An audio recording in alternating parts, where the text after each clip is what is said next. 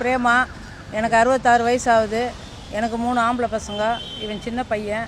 இவனுக்கு தான் இவன் ஒய்ஃபு தான் வந்து என்னை அடித்து இது பண்ணாங்க. நான் தனியாக இருக்கிறேன் வீட்டில். நானும் பெரிய பையனும் தனியாக இருக்கிறோம். இவங்க 4 தெரு தள்ளி இருக்கிறாங்க. இவங்க ஏற்கனவே டைவர்ஸ் கேஸு போய்க்கினுக்குது அவங்களுக்கு. அவன் நான் தனியாக இருக்கிற நேரம் பார்த்து வந்து கதவை சாத்தி உள்ளே போட்டு என்ன அடி நடிச்சு இந்த ரூமுக்கும் அந்த ரூமுக்கும் தள்ளி அடி நடிச்சு டேபிள் மேலே இந்த கத்தி எடுத்து என் கழுத்தை வெட்ட வந்தேன். நான் உடனே இந்த முந்தானி எடுத்து கழுத்தை சுற்றிக்கினேன். நான் அந்த துணியை வச்சே கழுத்தை நல்லா அழுத்தி நாக்கெல்லாம் வெளியே வந்துடுச்சு. எனக்கு பேச்சே வரல. எனக்கு அப்படியே பேச்சு வரல. நீ விடுமா, நீ ஃபோன் பண்ணுறேன், பையனுக்கு ஃபோன் பண்ணுறேன்னா நீ பொணமாக தானடி வெளியே போப்பாரு, வெளியே போப்பாரு. நீ அப்போ எப்படி அவன் வருவான்டி, அவன் நீ எதுக்குடி நீ இது பண்ணுற நீ அப்படின்னு சொல்லிவிட்டு என்னை இந்த ரூமுக்கும் அந்த ரூமுக்கும் பிடிச்சி தள்ளி ஒரே அமக்கலம் பண்ணா. நான் வந்து உள்ளே தள்ளின உடனே என்னை அப்படியே கதவு சாய் தாப்பால் போட்டேன். அந்த ஃப்ரிட்ஜு மேலே போய் விழுந்து நான் கீழே விழுந்து எழுந்துக்கிறதுக்குள்ளே அப்படியே எழுப்பி நிற்க வச்சு இது பண்ணி அப்படியே மாங்குன்னு குத்தி போய் தாப்பால் கூட திறக்க விடலை. அந்த அளவுக்கு என்னை பண்ணி அந்த அளவுக்கு பண்ண என்னால் முடியவே அப்படி பண்ணி இது பண்ணி கத்தி வச்சுக்கினே தான் இந்த கையில். அப்புறம் நான் டேபிள் சோபா மேலே வந்து விழுந்து 25 நிமிஷம் சார் இந்த மாதிரி போட்டு இந்த ரூம்லேயும் அந்த ரூம்லேயும் போட்டு அந்த மாதிரி அடித்து நாசம் பண்ணி எழுந்துக்கவே முடியாது. போய் வந்து சோபா மேலே வந்து தள்ளி விட்டப்பறம் அங்கேருந்து ஃபோனை எடுத்து வச்சு தான் ஃபோனை பேசணும். பையனுக்கு ஃபோன் பேசணுன்னா பையன் ஓடி வந்தான். ஓடி வந்து அதுக்குள்ளே அப்பார்ட்மெண்ட்டில் கீழ் வீடு அப்பார்ட்மெண்ட்டில் எல்லாம் வந்து அடின்னு அடித்து கதவை திறக்கிறாங்க. திறக்க முடியல. மேல் லாக் போட்டதுனால கதவை திறக்க முடியல. அப்புறம் பையன் வந்து அடித்து கதவை உடைச்சி திறந்தப்போ அப்போ கூட கத்தி வச்சுக்கினே தான் இருக்கிறா கையில். உன்னை கொலை பண்ணாத விட தெரியும், உன்னை சாவடிக்காத விட தெரியுடி நான் அப்படின்னு சொல்லிட்டு 100 வாட்டி நீ பொணமாக தாண்டி போவேன்னு சொல்லிக்கினே இருக்கிறா அவள். அப்புறம் பையன் வந்து கதவை அடிச்சு வந்து அப்போ அவள் கத்தி வச்சுன்னு தான் உட்காந்துங்கிறா. பக்கத்துலேயே உட்காந்துன்னு கத்தி வச்சுன்னு தாங்கிறா. அப்புறம் பையன் வந்து கதவை உடச்சி திறந்து அப்புறம் உள்ளே வந்து அப்புறம் தான் நான் எழுந்து வெளியில் எல்லோரும் வந்தாங்க. வெளியில் வந்தேன். உடனே ராயப்பேட்டை ஆஸ்பத்திரியில் போய்ட்டு 6 நாளாக இருந்துட்டு வந்து எக்ஸ்ரே எல்லாம் எடுத்து எல்லாம் இருக்கிறோம். என் பேர் தனசேகர். என்னோடய மனைவி பேர் சாமுண்டேஸ்வரி. இது என்னோடய அம்மா பிரேமா. இவங்க தனியாக இருக்காங்க. கல்யாணம் ஆனதுலேருந்து இப்போ கடைசியாக ஒரு 2 மாதமாக டைவர்ஸ் கேஸ் ஓடிட்டுருக்கு. அவங்க வந்து கனரா பேங்க்கில் வேலை செய்கிறாங்க.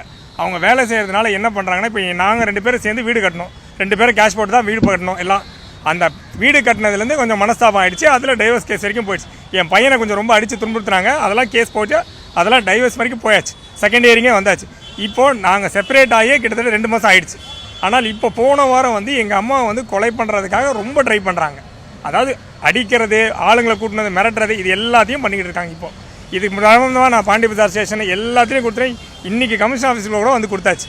எல்லாருமே வந்து நான் ரூட் பண்ணி விட்றேன்றாங்களே தவிர அடுத்த நடவடிக்கைகள் எதுவுமே கிடையாது. கூப்பிட்டும் விசாரிக்கவே இல்லை இது வரைக்கும். நம்மளை தான் கூப்பிட்டு பேசுகிறாங்களே தவிர அவங்கள கூப்பிட்டே விசாரிக்க மாட்டுறாங்க. அவங்க அதை தான் சொல்கிறாங்க, நான் என்ன பண்ணாலும் எந்த போலீஸும் எனக்கு அவ்வளோ எடுக்காது அப்படின்னே சொல்லிட்டு போகிறாங்க தைரியமாக. அந்த நோக்கமும் உண்டு அவங்களுக்கு. இப்போ என் பையன் என் கூட இருக்கான், பொண்ணு அவ கூட இருக்கா.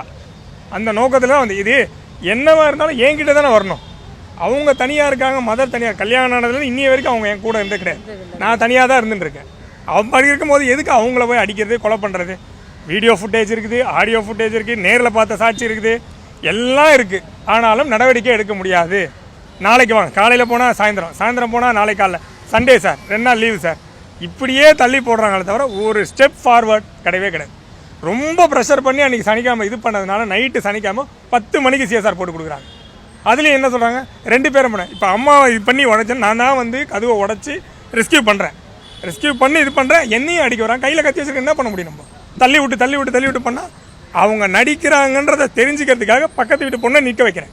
பக்கத்து வீட்டு பொண்ணு பார்த்து சொல்கிறேன், அண்ணா அவங்க நடிக்கிறாங்க, ஃபோனில் பேசிட்டு இருக்காங்க, நீ உள்ளே பூந்து கதவு சாத்தியில் வந்தோன்னே ஃபோனில் பேசுகிறேன். நான் உள்ளே லாக் பண்ணிட்டேன், போலீஸ் வர வரைக்கும் உள்ளே லாக் பண்ணிட்டேன். ஃபோனில் இருக்காங்க, நீங்கள் போலீஸ் வந்துட்டாங்கன்னு சொன்னோன்னே ஃபோனை போட்டு மயக்கம் போட்டாமல் நடிக்கிறாங்க.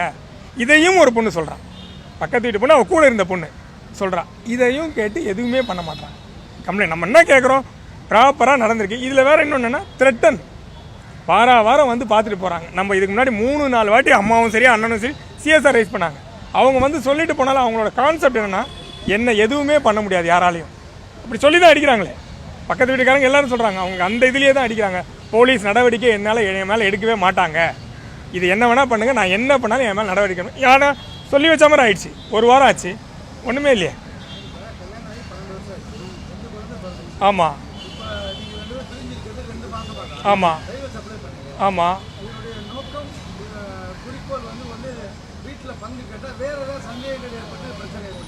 சார். இப்போ எதுவாக இருந்தாலும் என்கிட்ட தானே வரணும்.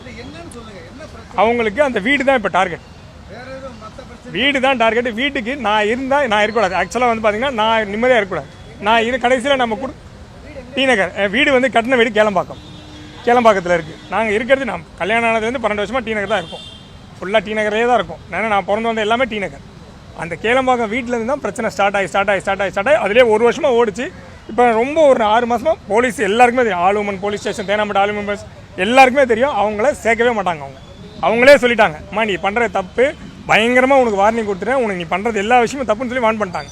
அதனால தான் அவங்க போலீஸ் எதுவும் நடவடிக்கை எடுக்க மாட்டாங்க, வார்ன் பண்ணுவாங்கன்னு தெரிஞ்சு தான் இப்போ அடுத்த டார்கெட். என்ன எதுவும் பண்ண முடியாது, அதனால் இவங்க டார்கெட். ஏன்னா இவங்க வயசானவங்க ஆள் இல்லாத டைமில் பூந்து அடிக்கிறாங்க. இதை தான் நம்ம சொல்கிறோம். தனிப்பட்ட முறையில் புகார் கொடுத்தது தான் நியூஸ் இல்லை. இப்போ அதை தான் நாங்கள் எல்லாம் காட்டணும். இப்போ நம்ம இவங்க கொடுத்தே வந்து அடிச்சதுக்கு அப்புறம் கொடுத்தாங்க. ராயப்பேட்டை ஆஸ்பத்திரியில வந்து போலீஸ் வந்து பாண்டி பஜார்ல போன வேலைக்கிழமையிலேருந்து செவ்வாய்க்கிழமை வரைக்கும் ராயப்பேட்டை ஹாஸ்பிட்டலில் தான் இருந்திருக்காங்க. செய்திகளை உடனுக்குடனும் துல்லியமாகவும் தெரிந்து கொள்ள சப்ஸ்கிரைப் பண்ணுங்க.